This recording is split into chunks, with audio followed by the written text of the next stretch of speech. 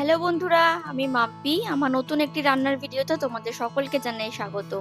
আজ আবার একটা নতুন রান্না নিয়ে তোমাদের কাছে চলে এসেছি। তবে আজকে রান্না কিন্তু একটু অন্য ধরনের।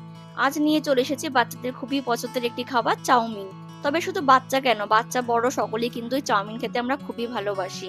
আর কিভাবে করলে এই চাউমিন একে অপরের সাথে লেগে যাবে না বা গলে যাবে না, ঝরঝরে হবে, আর সেটাই তোমাদের সাথে শেয়ার করব। তাহলে চলো আজকে চাউমিনটা বানানো শুরু করে দিই। আজকে চাউমিন বানাতে যে উপকরণগুলো লাগছে চলো সেগুলো আগে তোমাদের দেখিয়ে দিই। দেখো, এখানে আমি চাউমিন নিয়ে নিয়েছি। এখানে আছে গোলমরিচ গুঁড়ো, চিনি, নুন, এদিকে আছে সয়া সস। এদিকে দেখো কী কী সবজি আমি কেটে নিয়েছি। এখানে আছে গাজর, বিনস, ক্যাপসিকাম, পেঁয়াজ, কাঁচা লঙ্কা, আর আছে দুটো ডিম। আর আজকে চাউমিন বানাতে আমাদের সাদা তেল লাগবে। তাহলে এই হচ্ছে চাউমিন বানানোর উপকরণ। এবারে গ্যাসের মধ্যে একটা কড়াই বসিয়ে দিলাম, আর চাউমিনটাকে এবার এখানে সেদ্ধ করে নিতে হবে। তার জন্য কড়ার মধ্যে দিয়ে দেবো বেশ খানিকটা জল। তারপর জলটা একটু গরম করে নেব। তারপর জলটা একটু গরম হয়ে গেলে এর মধ্যে দিয়ে দেবো স্বাদ মতো নুন। তারপর নুনটা ভালো করে জলের সাথে একটু মিশিয়ে নিয়ে এর মধ্যে চাউমিনগুলোকে দিয়ে দেবো।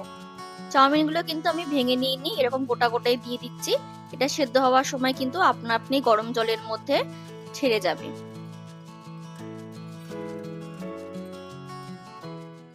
চাউমিন সেদ্ধতে কিন্তু খুব একটা সময় লাগে না। দেখো, এখানে কিন্তু চাউমিনগুলো সেদ্ধ হয়ে গেছে।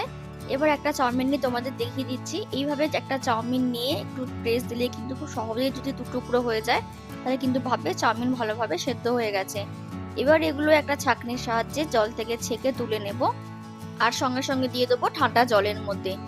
যদি এইভাবে সেদ্ধ করা চাউমিনগুলোকে ঠান্ডা জলের মধ্যে দিয়ে দিতে পারো, তাহলে কিন্তু চাউমিনগুলো আরো ওভারকুক হয়ে বেশি সেদ্ধ হয়ে যাবে না, বরং চাউমিনগুলো আরো ঝরঝরে হয়ে যাবে। ঠান্ডা জলের মধ্যে কিছুক্ষণ একটুখানি এইভাবে হাত দিয়ে ধুয়ে নিয়ে এবার চাউমিনগুলোকে ছেঁকে তুলে নেব।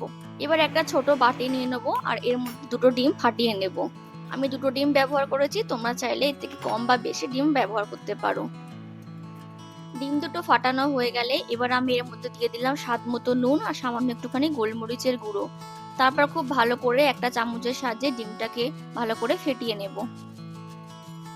ডিমটা ফেটানো হয়ে গেলে এবার এটা পাশে রেখে দিয়ে গ্যাসের মধ্যে একটা কড়াই বসিয়ে দেব। তারপর কড়াইটাকে খুব ভালো করে গরম করে নিয়ে এখানে দিয়ে দেবো সামান্য একটুখানি সাদা তেল। তারপর তেলটা খুব ভালো করে গরম করে নিয়ে এখানে ফেটানো ডিমটাকে ঢেলে দেবো।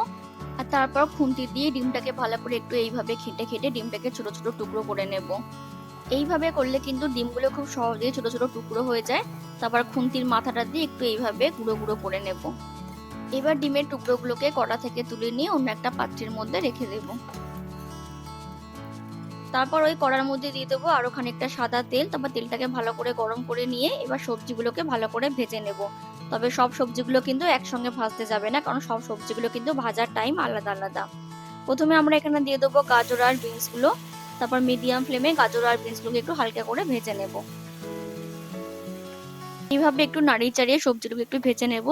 আর তোমরা নিশ্চয়ই লক্ষ্য করেছো আমি কিন্তু ভাজার সময় কোনো রকম নুন ব্যবহার করিনি, কারণ নুন দিলেই কিন্তু সবজিগুলো থেকে জল বেরিয়ে যাবে, তাহলে কিন্তু সবজিগুলো আর ক্রাঞ্চি ভাবটা থাকবে না। কিছুক্ষণ ভাজলেই দেখবে সবজিগুলোর রং আস্তে আস্তে চেঞ্জ হওয়া শুরু করেছে। তখন এবার এখানে দিয়ে দেবো কেটে রাখা ক্যাপসিকাম আর পেঁয়াজগুলো। তারপর খুব ভালোভাবে মিশিয়ে নিয়ে সবজিগুলোকে একসঙ্গে আবার কিছুক্ষণ একটু ভেজে নেব। এবার দেখো, সবজিগুলোকে কিন্তু ঠিক এভাবে এতটাই ভাজতে হবে। দেখে নিশ্চয়ই বুঝতে পারছো আমি কিন্তু খুব বেশি করে ভাজিনি। ঠিক এইরকম অবস্থাতে এবার এখানে দিয়ে দিতে হবে সেদ্ধ করে রাখা চাউমিনগুলো। অবশ্যই গ্যাসের ফ্লেমটা কিন্তু এই সময় লোতে করে দেবে। সমস্ত চাউমিনগুলো দেওয়া হয়ে গেলে এবার এখানে দিয়ে দেবো আগে থেকে ভেজে রাখা ডিম। তারপর ঝালের পরিমাণ অনুযায়ী কাঁচা লঙ্কা কুচি, দিয়ে দেবো স্বাদ মতো নুন, আর দিয়ে দেবো এই সামান্য একটুখানি চিনি আর সামান্য একটুখানি গোলমরিচের গুঁড়ো। আর সবশেষে দিয়ে দেবো একটুখানি সোয়া সস। তারপর সমস্ত কিছু খুব ভালোভাবে চাউমিনের সাথে মিশিয়ে নেব। এই পুরো প্রসেসটা কিন্তু একদমই লো ফ্লেমে হবে।